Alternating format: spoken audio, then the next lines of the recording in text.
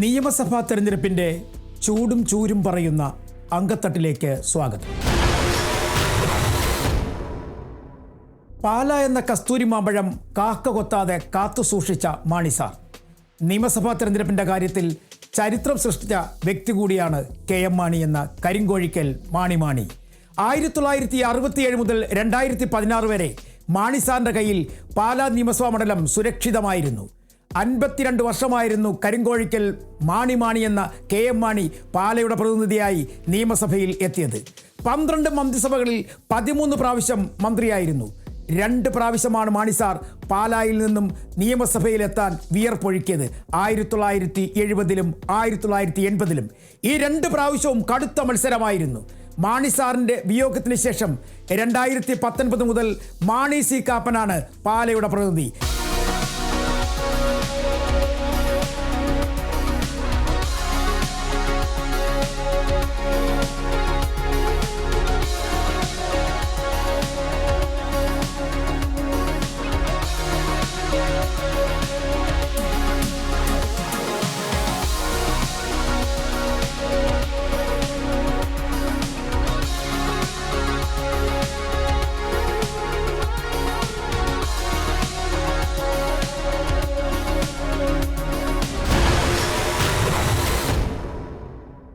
രണ്ടായിരത്തി 2021 ജോസ് കെ മാണിയെ 15,378 വോട്ടുകൾക്ക് പരാജയപ്പെടുത്തിയാണ് മാണി സി കാപ്പൻ നിയമസഭയിൽ എത്തിയത്.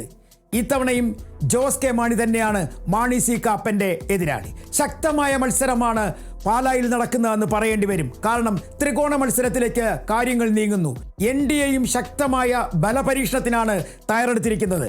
പാലായിൽ ഇത്തവണ NDAയുടെ സ്ഥാനാർത്ഥിയായി BJP നേതാവ് ഷോൺ ജോർജ് മത്സരിക്കുന്നു. വിജയത്തിനപ്പുറം മറ്റൊന്നും തന്നെ ഷോൺ ജോർജും പ്രതീക്ഷിക്കുന്നില്ല. ത്രികോണ മത്സരത്തിലേക്ക് കാര്യങ്ങൾ നീങ്ങുന്നു എന്ന് തന്നെ നമുക്ക് വ്യക്തമായി പറയാൻ കഴിയും. എന്ത് വില കൊടുത്തും ജോസ് കെ മാണിക്കും മാണി സി കാപ്പനും ഷോൺ ജോർജിനും പാലായിൽ നിന്ന് വിജയിക്കണം. അതിനുള്ള തിരക്കിലാണ് 3 കൂട്ടരും. ഇത്തവണ വലിയ തരത്തിലുള്ള പ്രചരണങ്ങളാണ് നടക്കുന്നത്. പ്രത്യേകിച്ചും പാലായെ സംബന്ധിച്ചിടത്തോളം ന്യൂനപക്ഷ വിഭാഗങ്ങളുടെ പിന്തുണ ആർക്കൊപ്പമാണോ അവർ നിയമസഭയിലേക്ക് എത്തും. അതുകൊണ്ട് തന്നെ ന്യൂനപക്ഷ വിഭാഗങ്ങളുടെ എല്ലാ പ്രശ്നങ്ങളിലും 3 മുന്നണികളും കൃത്യമായി ഇടപെടുന്നു. അവരുടെ പ്രശ്നങ്ങളിൽ ചർച്ചകൾക്ക് തയ്യാറാകുന്നു. അങ്ങനെ വലിയ തരത്തിലുള്ള തെരഞ്ഞെടുപ്പ് ചൂടിലേക്ക് പാലാ നീങ്ങിക്കഴിഞ്ഞിരിക്കുന്നു.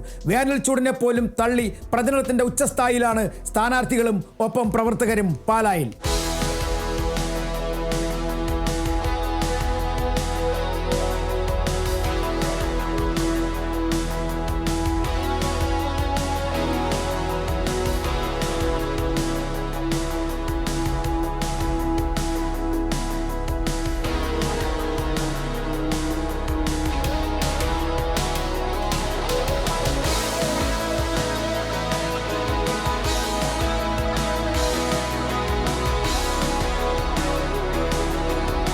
BJPക്ക് കഴിഞ്ഞ 2 പ്രാവശ്യവും കാര്യമായ തരത്തിൽ വോട്ട് കിട്ടിയില്ല എന്നുള്ളതാണ് ഏറ്റവും വലിയ പ്രത്യേകത.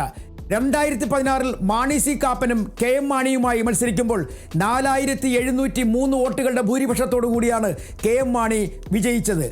അന്ന് BJPക്ക് 24,821 വോട്ടുകൾ ലഭിച്ചിരുന്നു. ഗ്രാമപഞ്ചായത്ത് തെരഞ്ഞെടുപ്പിൽ LDFനാണ് മേൽക്കൈ എന്ന് പറയേണ്ടി വരും. കാരണം ഇക്കഴിഞ്ഞ ഗ്രാമപഞ്ചായത്ത് തെരഞ്ഞെടുപ്പിൽ വലിയ തരത്തിലുള്ള മുന്നേറ്റം UDFനോ BJPക്കോ അവിടെ കാഴ്ചവെക്കാൻ കഴിഞ്ഞില്ല. എല്ലാവരും ഒപ്പത്തിനൊപ്പം എത്തിയെങ്കിലും അല്പം മേൽക്കൈ LDFനെന്ന് പറയേണ്ടി വരും. പാലാ നഗരസഭ UDF പിടിച്ചെടുത്തു എന്ന് തന്നെ പറയാം. കാരണം അവിടെയും ചില മത്സരങ്ങൾ നടത്തേണ്ടി വന്നു UDFന് അവിടെ ഭരണം ഉറപ്പിക്കാൻ. അങ്ങനെ ആദ്യമായി പാലാ നഗരസഭ രൂപം കൊണ്ടതിന് ശേഷം ആദ്യമായി കേരള കോൺഗ്രസ് എമ്മിന് ആ നഗരസഭ നഷ്ടമാവുകയും ചെയ്തു. കോൺഗ്രസ് നടത്തിയ ചില നീക്കങ്ങളിലൂടെ ആയിരുന്നു അവിടെ ഭൂരിപക്ഷം ഉറപ്പിക്കാൻ, അതായത് പാലാ നഗരസഭയിൽ ഭൂരിപക്ഷം ഉറപ്പിക്കാൻ കഴിഞ്ഞത് എന്ന് വേണമെങ്കിൽ പറയാം. ഇത്തവണത്തെ മത്സരം ജോസ് കെ മാണിയും മാണി സി കാപ്പനും ഷോൺ ജോർജും തമ്മിൽ എന്ന് തന്നെ പറയേണ്ടി വരും. 2021 മൊത്തം പോൾ ചെയ്ത വോട്ടുകൾ 76.46% UDFന് അന്ന് 50.43% വോട്ടുകൾ ലഭിച്ചു. LDFന് 39.43% വോട്ടുകളാണ് ലഭിച്ചത്. BJPക്ക് 7.85%. കഴിഞ്ഞ 2 പ്രാവശ്യമായിട്ട് BJPക്ക് കാര്യമായ തരത്തിലുള്ള മുന്നേറ്റം നടത്തുവാൻ പാലായിൽ കഴിഞ്ഞില്ല. അതുകൊണ്ട് തന്നെ ചില പഞ്ചായത്തുകളിൽ BJPക്ക് ഇപ്പോൾ സ്വാധീനമുണ്ടെന്ന് തെളിയിക്കുന്ന തരത്തിലാണ് ഷോൺ ജോർജ് അവിടേക്ക് മത്സരത്തിനായി എത്തിയിരിക്കുന്നത്. അതുകൊണ്ട് തന്നെ പാലായിൽ വലിയ തരത്തിലുള്ള പ്രചരണങ്ങളുടെ ഭാഗമായി വലിയ റാലികളൊക്കെ പാലായിൽ BJP സംഘടിപ്പിച്ചിരുന്നു. എന്നിരുന്നാൽ തന്നെയും ഇത്തവണ എന്തു വില കൊടുത്തും LDFന് പാലായിൽ വിജയിച്ചേ മതിയാവുകയുള്ളൂ. അതുപോലെ ജോസ് കെ മാണിയെ നിയമസഭയിൽ എത്തിക്കുകയും വേണം. അതുകൊണ്ട് തന്നെ 3 മുന്നണികളും ശക്തമായ പോരാട്ടത്തിലാണ് പാലായിൽ.